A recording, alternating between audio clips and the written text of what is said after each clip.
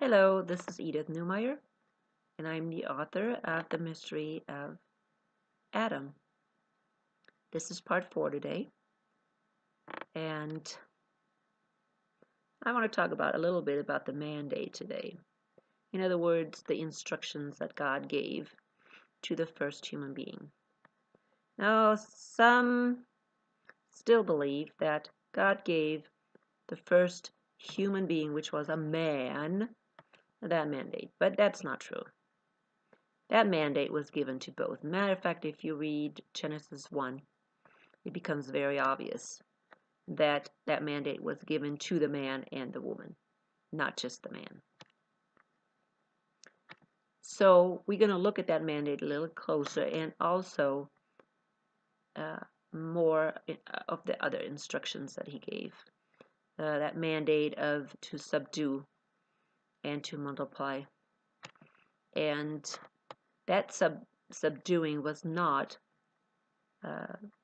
meant to subdue the other human being because they were equal partners. And so there was no subduing necessary. The man was not in charge over the woman, simply because God wanted partners. God wanted accountability partners. He wanted two human beings to stand side by side or front to front, facing each other, being two witnesses for God in this world. So two equal partners, that's what God had in mind. So both the man and the woman went out into the garden to subdue it and to multiply. Now, I want to look at these first instructions. Well, these first instructions also is an important instruction that God gave them, which eventually cost their life. So I'm going to look at that instructions when God told them they can eat from every tree. That's what God says. They can eat from every tree of the garden. But from the tree of the knowledge of good and evil, which is in the middle of the garden, they cannot eat. And if they eat, they will surely die. Now that is a simple instruction. God said, do not eat from the tree of the knowledge of good and evil. He says, don't eat from it. Now, we don't know how much time passed from those instructions to the time that the serpent approached the woman. We don't know. Okay, we know that the human being was created on the 6th day, and then on the 7th day God rested.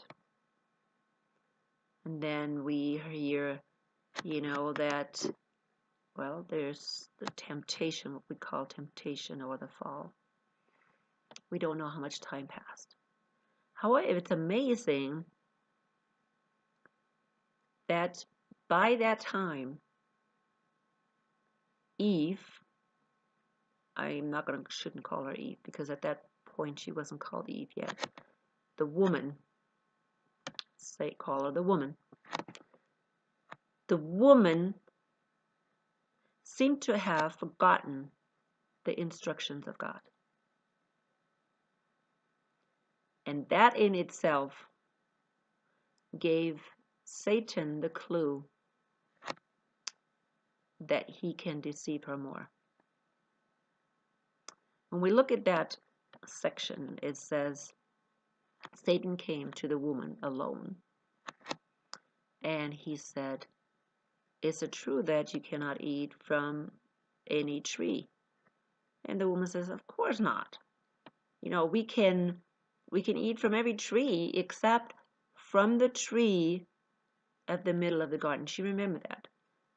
And then she says, we cannot touch it nor eat from it. So you can tell something went wrong. Now, I don't think that was just Eve just getting it wrong. I believe that both the man and the woman eventually came to that conclusion. Now, I don't know why. I am assuming that human beings are just, from the beginning of time, are just imperfect. Now, we believe that God created them perfect, but we don't know that anyways. God just said it was good. Doesn't mean they were perfect. Okay, he just said it was good, to create the human beings.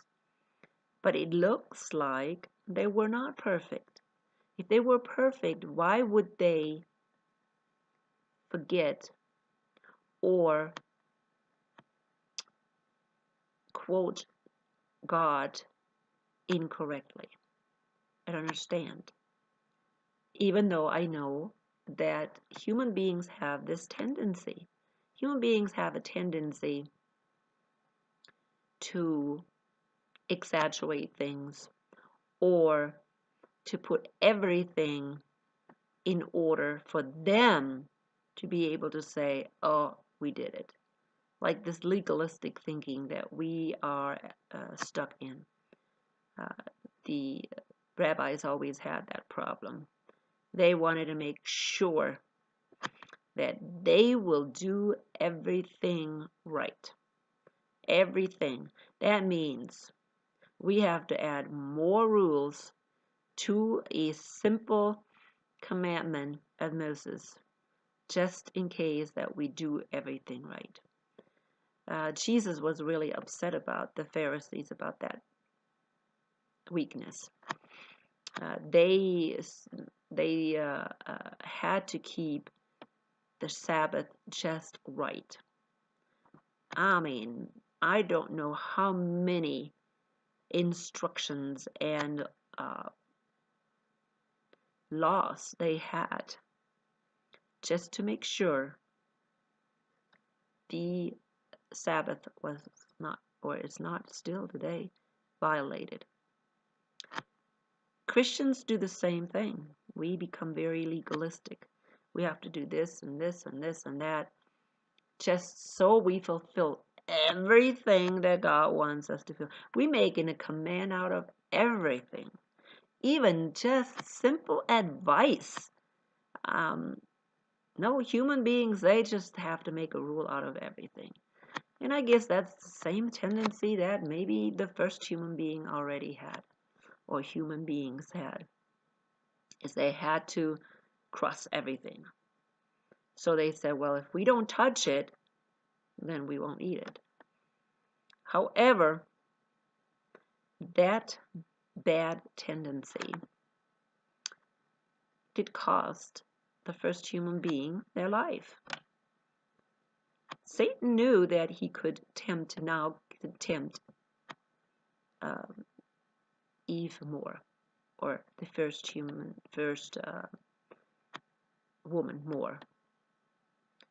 So he could say, oh no, that's not true. You know what? God didn't tell you right. Go ahead, touch it. You'll see it's not going to do anything.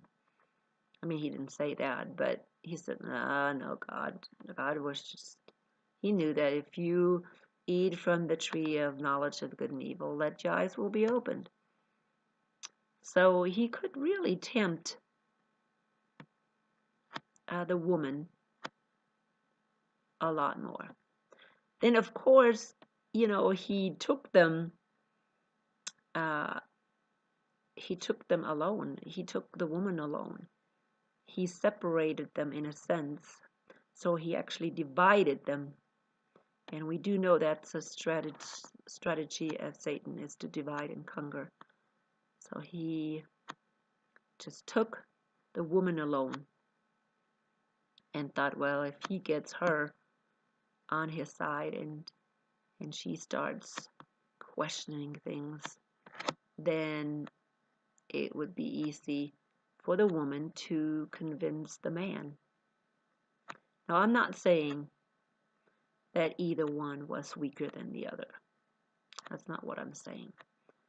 I'm just saying that God divided them in order to conquer them. That's all there was to it. Now, if the man would have been there, I am not sure if he would have known the instructions better, because I really believe that the woman and the man thought the same thing. They came to that conclusion together. It was not just something that, oh, all of a sudden a woman came up with. It just probably developed over time. But Satan definitely used that. And I'm just thinking, it even looked like, again, that the man and the woman were imperfect before the fall. The fall just finally put them to the point where they blatantly disobeyed God. In other words, they just went against him and said, and believed Satan. Oh no, you know what? You're not going to die. So they took from it, and both of them ate from it. Not just the man. I mean, this whole thing about, oh, the woman was deceived, and then she deceived Adam. I don't think the woman deceived Adam. Adam knew exactly what he was doing. It is just unbelievable what people come up with because they don't want to take responsibility. Now, exactly this is what happened with the first man. Okay, after they fell, after they ate from the tree, God calls to both of them, not just the man. God says Adam, but that word Adam, remember, is the word for both the man and the woman, not just for the man. The word Adam, was for both of them. So God calls both the man and the woman.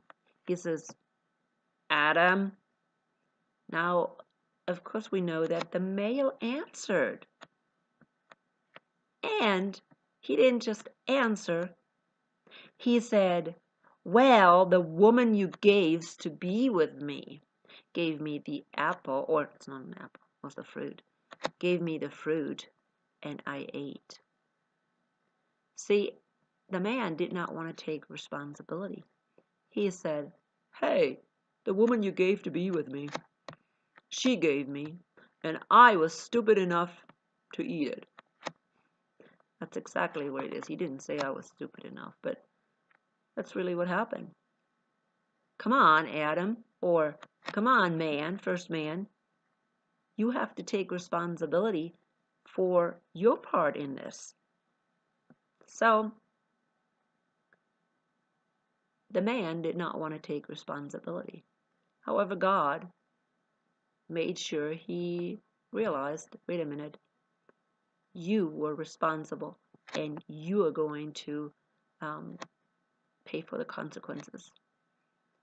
So anyways, we're going to stop here today. Next time we will talk about more about the fall.